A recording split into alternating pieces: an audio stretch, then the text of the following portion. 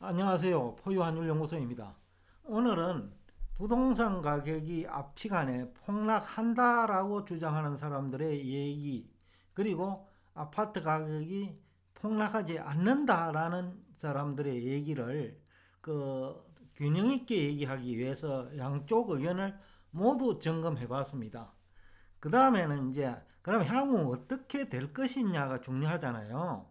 지금 뭐 시장에서는 폭락론자들은 그 폭락 관련 얘기를 너무 과장하는 것 같고, 그 다음에 폭락은 없다라는 주장을 하시는 분들도 또 나름대로 논리를 전개하면서 폭락은 없다라는 거예요. 그러면 과거에는 폭락은 왜 했는지를 살펴보면 앞으로 그리고 현재 상황과 함께 분석을 해보면 방향은 어느 정도는 가늠해 볼 수 있다라는 생각하에서 2007년 이후에 이제 아파트 시장 환경 및 그 다음에 그때 가격이 얼마나 하락했는지 살펴보는 것도 의미가 있을 것 같습니다. 제가 2007년에 이제 강의를 많이 하고 다녔는데, 제가 2007년 10월에 최초로 아파트 가격이 큰 폭 하락할 것이다 라는 얘기를 처음 끄집어냈어요. 그 이후에는 13년 동안 제가 얘기를 안 하다가 요 근래에 이제 아파트 시장 관련 얘기를 사실 그 이후 처음으로 하는데, 2007년 제가 왜 아파트 가격이 큰 폭으로 하락할 것이라고 보았느냐 하면요, 바로 외부 변수입니다. 우리나라는 그 대외 의존도가 너무 높단 말이에요. 그러면 외부 변수가 문제가 생기면 전반적으로 다 충격을 받아요. 주식시장, 외환시장, 실물경제, 그죠? 심지어는 채권시장까지 전부 영향을 받게 돼 있는 구조단 말이에요. 그 구조는 지금도 변하지 않았어요. 그래서 제가 2007년 4월에 이제 리먼 사태의 진원지라고 할 수 있는 서브프라임 사태가 발생했잖아요. 앞 시간에도 한번 얘기를 했을 거예요.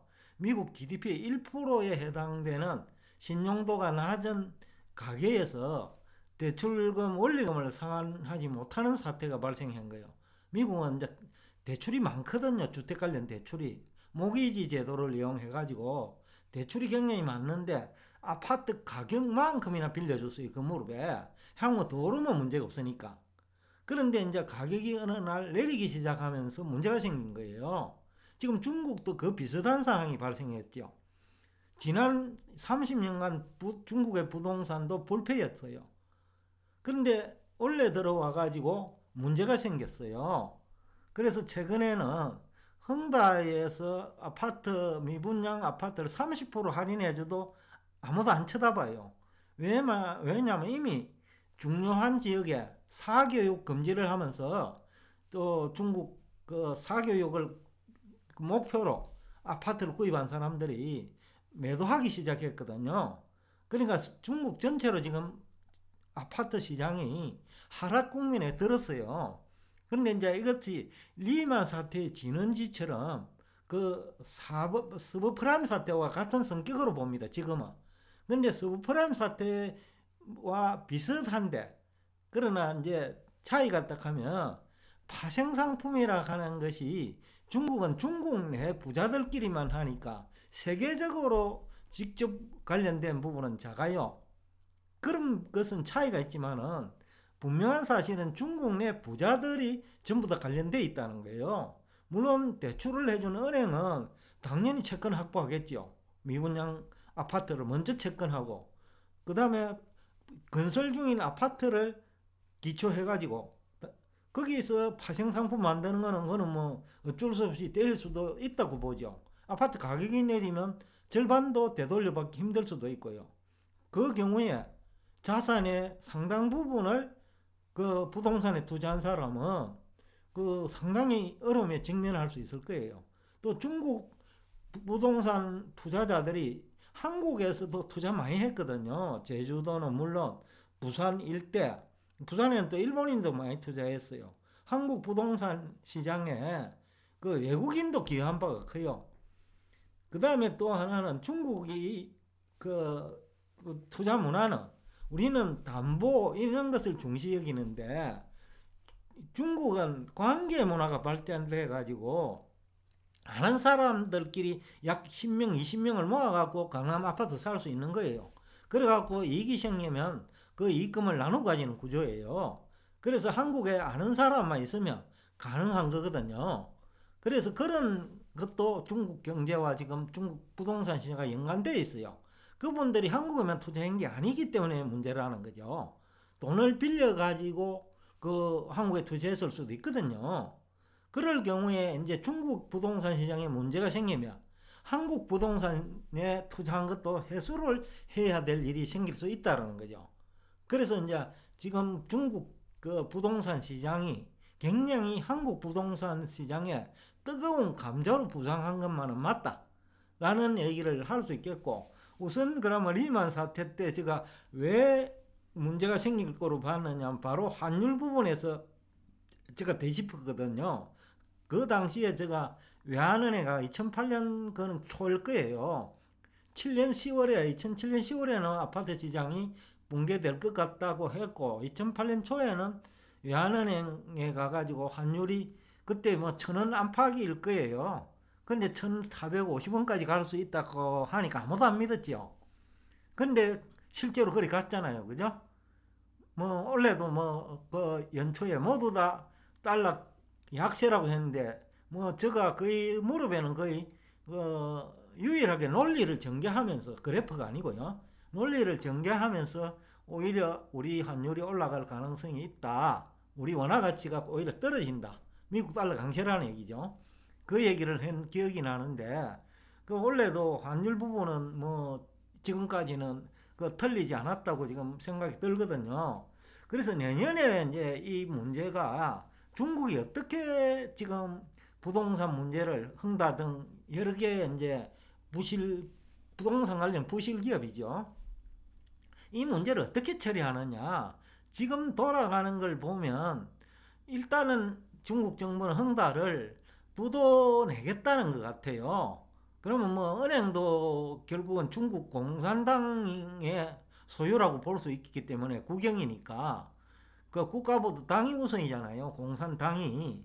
그러니까 그것은 은행이 국가가 가지고 있는 국영은행이니까 너네들이 결손 처리하라 라는 식으로 접근할 수 있을 것 같아요. 지금 돌아가는 거 보니까. 그렇다면 문제는 이제 복잡해지죠. 그러면 이제 중국 부자들이 다 걸려드는데, 그 부자들이 왜 부자가 됐냐? 부동산 여기저기 투자했다는 거예요. 미국에서도 투자하고 호주에서도 투자하고 한국에서도 투자하고 전 세계를 돌아다니면서 부동산 투자가 일어났는데, 중국 본토에서 제일 많이 투자를 했을 거 아닙니까? 그러면 거기서 만약에 그 한 채당 30%만 하락을 하더라도 그 두 채면 60% 하락이잖아요. 세 채 가지고 있으면 90% 하락한다는 거죠.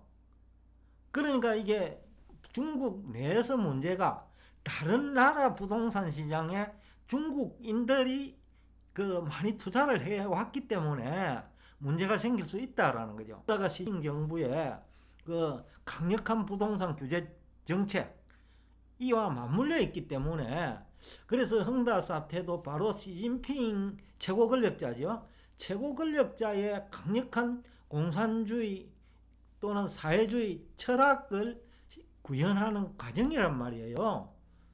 그러니까 이념이 더 중요하다는 거죠. 경제보다. 그렇게 본다고 하면 이거 부도 처리는 할 수는 있겠다. 그 경우에 이제 중국 부자들이 시행되는데, 그러면 중국의 60%그 진위 계속 얘기하면서 60%는 집 살 돈도 없잖아요.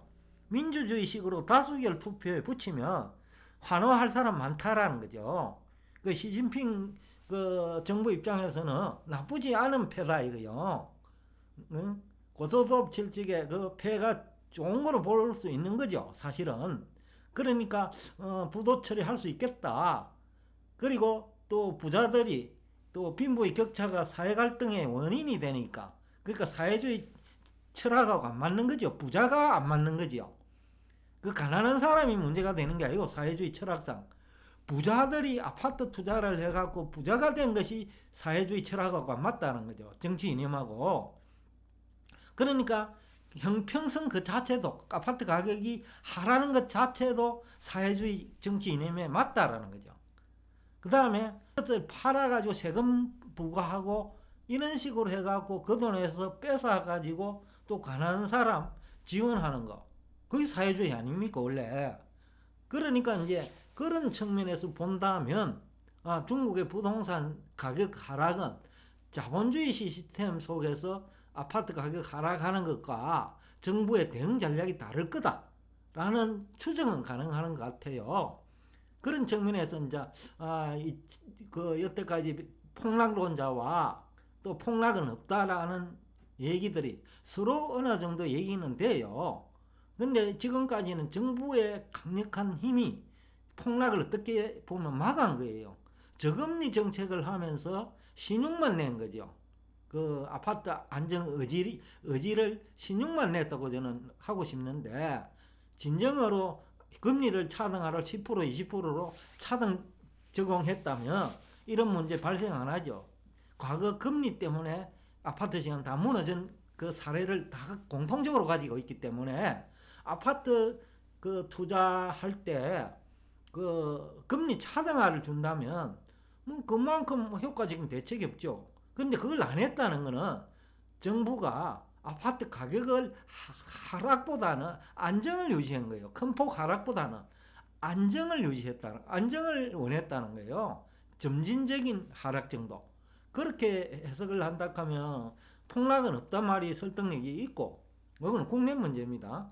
그 다음에 폭락론자 얘기들은 이제 그럴듯한데 몇 개가 부족하다는 거예요. 예?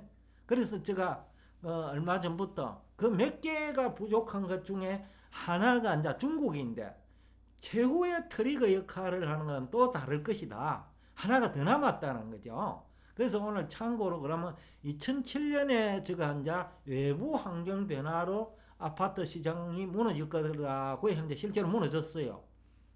그래서 그 당시 얼마나 가격이 하락했냐라는 것을 조사를 하나 해봤는데, 그 당시 강남 압구정 현대아파트가 제일 인기였어요.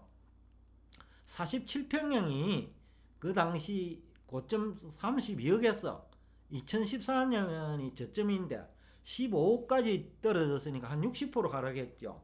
원래 만약에 동일한 환경이 조성된다면 제가 볼 적에는 65 내지 70% 하락할 수 있다고 봐요. 그 다음에 성남 아파트 분당이죠. 성남 분당 아파트 동일 평수는 14억에서 6억으로 떨어졌어요. 여도 한 60% 떨어졌죠. 그 다음에 용인 수지 아파트는 50평대가 12억 원에서 그 5억까지 떨어졌어요. 60% 이상이죠. 그 다음에 현대 삼익 아파트 그 2007년 10억에서 13년 7억, 그때 조금 작게 떨어졌어요. 그리고 대도시 지역 아파트는 고점 대비 대부분 평균 30% 정도 하락을 했거든요. 근데 이제 앞으로 비슷한 그 외부 환경이 발생한다면 지금 중국 경제를 가지고는 골드만삭스 같은 데는 금융위기로 발전할 수도 있다는 데 한 표를 던지는 것 같아요. 내년에 그것도요. 내년 아니면 2023년에. 그 미국 서브프라임 사태도 리만 사태로 발전하는데 1년 6개월 걸렸거든요.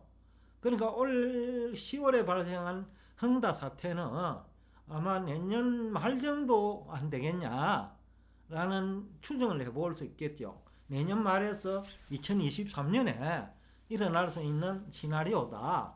그래서 정보가 오늘날은 발달돼 가지고 상당히 빨라질 수는 있을 것 같아요. 10년 전하고 또 다르거든요. 유튜브 공간에 뭐 온갖 그 고급 정보도 있지만은 쓰레기 정보도 많잖아요. 그런데 이제 많은 사람들이 또 거기에 동조를 하는 게 문제거든요. 그래서 경제는 심리라는 말도 있는데 다수가 전문가가 아니기 때문에 또 전문가라고 하시는 분들조차도 환율 제대로 아는 분 없고 금리 제대로 아시는 분 없고 GDP 제대로 아시는 분이 없거든요. 그렇다 하면 이제 다수가 그 현상에 그 오히려 바이아스 된다 할 거예요. 그 치우친다라는 표현이 맞겠네요. 지금 일어나는 현상에 치우치는 거예요. 그래서 아파트 가격이 상승한다는 논리도 지금까지 올라왔으니까, 그 논리가 지금까지 맞았으니까 그리고 고장난 시계도 하루에 2번 맞다는 것은 아직 경험을 못 했으니까 그 얘기가 나오는 거예요. 그 다음에 폭락을 주장하는 사람도 한 2개 정도 지금 모자란다. 2개의 변수가 이제 있어야 된다. 그래서 중국 경제가 하나인데 그게 이제 내년은 돼야 현실화될 수 있다. 라는 얘기를 하고 싶고, 그래서 마지막 거 하나는 제가 조금 시간을 두고 지금 한 올해 말 정도만 지나면 어느 정도 윤곽이 나올 때 그 최후의 트리거 역할을 하는 것이 아마 될 수 있지 않나 싶어서 그때 제가 말씀을 드리겠습니다. 그리고 2022년 부동산 시장 환경은 분명히 올해보다는 안 좋다. 예? 우선은 2007년 내지 2013년보다 그 당시보다 가계부채가 이제 너무 늘었어요. 근데 이제 금리는 낮아졌는데 근데 시장금리를 적용할 거거든요. 나중에는 기준금리가 아니고, 왜냐하면 대출 고객별로 은행도 차등금리를 적용할 거예요. 지금 기업에 대해서 차등금리 적용 받는 것처럼 이 경우에 이제 부동산도 수요 기반도 지금 과거보다 많이 악화됐어요. 코로나 사태가 장기화되면서 자영업이라든지 또 대면 업종에 종사하는 분들, 그 다음에 중소기업들 다 지금 위기에 직면한 기업들, 제가 알고 있는 기업도 많거든요. 그런 것들이 이제 수요 기반 약하고 청년 실업 문제, 그죠? 그 다음에 지금은 주식시장도 호황이고 비트코인도 호황이지만은 어느 날 부동산 시장도 충격받고 주식시장도 충격받고 비트코인 등 가상자산도 충격을 받았을 때 이건 이제 총체적인 위기로 발전할 수 있는데, 그것이 이제 그 하나는 제가 볼 때는 중국 경제가 어느 쪽으로 발전하느냐고, 나머지 하나는 아직까지 제가 공개할 단계는 아니에요. 그래서 하나는 가지고 있는데, 여하튼 중국의 문제는 그 상당한 그 향후 아파트 시장에 큰 영향을 줄 것만은 확실하다라는 얘기를 하면서 오늘 여러분과 대화를 끝내겠습니다. 오늘도 경청해 주셔서 대단히 감사합니다.